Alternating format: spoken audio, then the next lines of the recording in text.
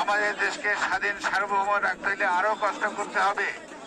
এই পতিত আওয়ামী সরকারের প্রেতাত্মা কিন্তু সর্বস্তরে আছে।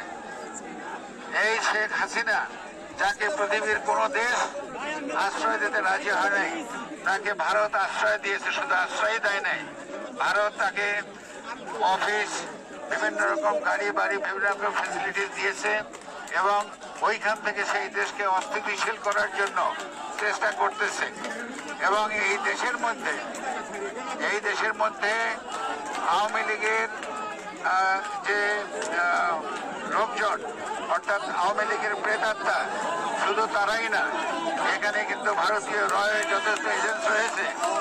কিন্তু এই আওয়ামী লীগের প্রেতাত্মা এবং ভারতের রয়ের চেয়ে ভয়ঙ্কর একটা গ্রুপ আছে, সেটা হলো বিএনপির মধ্যে যারা মুনাফিক। আমাদের প্রত্যেকটা ডিপার্টমেন্ট, সেই শিক্ষা ডিপার্টমেন্ট বলেন, সেই ধর্মনীতি বলেন, সেই সমাজনীতি বলেন, অর্থনীতি বলেন, প্রত্যেকটা সেক্টর একেবারে টোটালি ধ্বংস করে দিয়ে গেছে। এগুলোকে আবার ঠিক করতে হবে, এগুলোকে সংশোধন করে ঠিক করে আমাদের একটা সুষ্ঠু, সুন্দর, নিরপেক্ষ নির্বাচন দিতে হবে।